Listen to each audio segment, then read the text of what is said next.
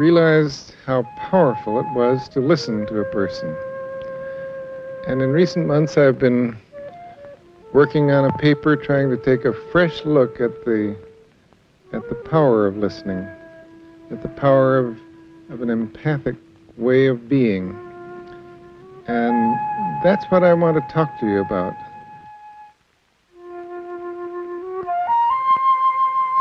We should re-examine and re-evaluate that very special way of being with another person, which we call empathic.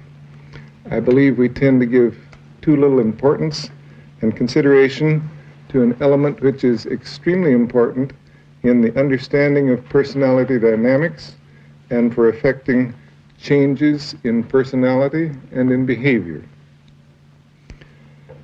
I think it's one of the most delicate and potent tools that we have, and I'm impressed at how rarely we see it in real-life situations in any full-fledged form.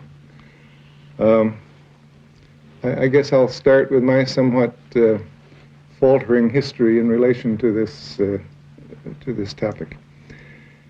Very early in my work as a therapist, I discovered that simply listening to my client very attentively was an important way of being helpful. So when I was in doubt as to what I should do in some active way, I simply listened. And it seemed surprising to me that such a passive kind of interaction could be so useful. And a little later, a social worker whom I hired who had had a background of Ronkian training was really most helpful to me. She helped me to learn that the most effective response, the most effective listening was where you listened for the feelings and emotions that were behind the words, that were just a little bit concealed, and where you could discern a pattern of feeling behind what was being said. And I think she's the one who first suggested that the best response was to reflect these feelings to the client. And reflect is a word that later made me cringe, but at the time it really was very helpful to me in my work as a therapist, and I was very grateful to her. I felt I learned a great deal from her, and she learned very little from me. Then came my transition to a full-time university position where, with the help of students, I was finally able to scrounge the equipment for recording our interviews, a dream I'd had for a number of years. And I just can't exaggerate the excitement of our learnings as we clustered about the machine, which enabled us to listen to ourselves, playing over and over again some puzzling point in the interview at which something clearly went wrong, or focusing on those moments in which there seemed to be a response that helped toward significant forward movement in the interview. I guess I still regard listening to one's recorded interviews as perhaps the very best mode of improving oneself as a helping person. Among many lessons from listening to these recordings, we came to realize that listening to feelings and reflecting them was a vastly complex experience. We discovered that we could pinpoint a therapist response where significant forward movement occurred. We could, where perhaps the client was talking in a vague and desultory fashion, and one therapist response would enable him to really begin to move. And you could also pinpoint the responses where a nice forward-moving process was brought to a dead stop by one particular response. So, in such a context of learning, it became quite natural that we focused upon the content of the therapist response rather than upon the empathic quality of the listening. I no longer particularly apologize for that. It probably was a necessary step in our learning. to this extent, we became very much conscious of the techniques that the counselor or therapist was using. We became really expert in analyzing in minute detail. I can remember sitting around with students and picking apart sentences and particular phrases and words. And we profited a great deal from that very microscopic study of the interview process. I think we gained a great deal from it. But this tendency to focus on the therapist's responses had consequences which appalled me. I was meeting considerable hostility as to my point of view, and that really didn't seem to bother me. But this kind of thing did bother me, because the whole approach came in a few years to be known as a technique. Non-directive therapy, it was said, is the technique of reflecting the client's feelings, period. So then you've taken care of non-directive therapy.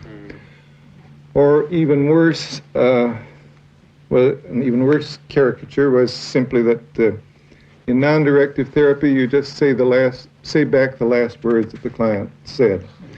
And really, I was so shocked and appalled by that complete distortion of our approach that for a number of years I said almost nothing about empathic listening. And when I did, it was to stress an empathic attitude with very little comment as to how that attitude might be implemented in the relationship. I just became frightened of the distortion. I preferred to discuss the qualities of positive regard and therapist congruence, which I'd come to hypothesize as being two other conditions that were growth-promoting in a relationship. And those concepts were often misunderstood, too, but they never came to be caricatured in the same way that the empathic listening was caricatured. Over the years, however, the research evidence keeps piling up, and it points strongly to the conclusion that a high degree of empathy in a relationship is possibly the most potent factor, and certainly one of the most potent factors, in bringing about change and learning. And so I believe it's time for me to forget the caricatures and misrepresentations of the past and take a fresh look at empathy. For still another reason, it seems timely to do this. In the United States during the past decade, many new approaches to therapy have held center stage. Gestalt therapy, psychodrama, primal therapy, bioenergetics, rational emotive therapy, transactional analysis are some of the best known, but there are more. And part of their appeal seems to me to lie on the fact that in most instances, the therapist is clearly the expert, actively manipulating the situation, often in dramatic ways, for the client's benefit. But if I read the signs correctly, I believe that there is some decrease in the fascination with such expertise in guiding people. With another approach that is based on expertise, however, behavior therapy, I think there's no doubt that the fascination with that approach is on the increase. And I think I can really understand that. I think a technological society has been delighted to find a technology by which man's behavior can be shaped, even without his knowledge or approval, toward goals that the therapist chooses or that have been chosen by society. And yet, even here, much questioning by thoughtful individuals is springing up as the philosophical and the political implications of such an approach become more clearly visible. So I've seen a willingness on the part of many to take another look at ways of being with people which evoke self-directed change and locate power in the person, not in the therapist. And this brings me again to examine carefully what we mean by empathy and what we've come to know about it. To formulate a current description, I would want to draw on the concept of experiencing as formulated by Gene Gendlin.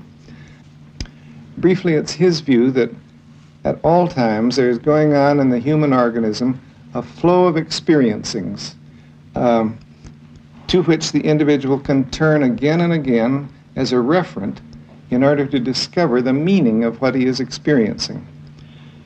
He sees empathy as pointing sensitively to the felt meaning which the client is experiencing in this particular moment. In order to help him focus on that meaning and to carry it further to its full and uninhibited experiencing. An example may make more clear both the concept and its relation to empathy. A man in an encounter group is making some vaguely negative statements about his father, and the facilitator says, "It sounds as though you might be angry at your father." "No, I don't think so." "Dissatisfied with him?" Perhaps." "Disappointed in him?" Yeah, that's it. I am disappointed in him. I've been disappointed in him ever since I was a child because he is not a strong person. I think that kind of an example, does illuminate Gentlin's concept in this way. Against what is the man checking these various terms? Angry? No, that isn't it. Dissatisfied? Well, that's closer. Disappointed? That matches the flow of, I think, visceral experiencing that's going on within. And a person has a very sure knowledge of that flow and can really tell when you're speaking to it. In other words, the right word taps the right label or the right phrase often taps the exact meaning of the flow that is going on within him that he hasn't been able to label or understand himself. It enables him to bring into awareness the real meaning of what's going on within. So with that conceptual background, I'd like to attempt a description of empathy which would seem satisfactory to me today. I would no longer be terming it a state of empathy, which was in my earlier definition, because I believe it to be a process rather than a state, and perhaps I can capture that quality. The way of being with another person, which is termed empathic, has several facets. It means entering the private perceptual world of the other and becoming thoroughly at home in it. It involves being sensitive moment to moment to the changing felt meanings which flow in this other person, to the fear or rage or tenderness or confusion or whatever that he or she is experiencing. It means temporarily living in his life, moving about in it delicately, without making judgments, sensing meanings of which he is scarcely aware, but not trying to uncover feelings of which he is totally unaware, since this would be too threatening. It includes communicating your sensings of his world as you look with fresh and unfrightened eyes at elements of which he is fearful. It means frequently checking with him as to the accuracy of your sensings and being guided by his responses. You are a confident companion to him in his world. By pointing to the possible meanings in the flow of his or her experiencing, you help him to focus on this useful type of referent, to experience his meanings more fully and to move forward in his or her experiencing.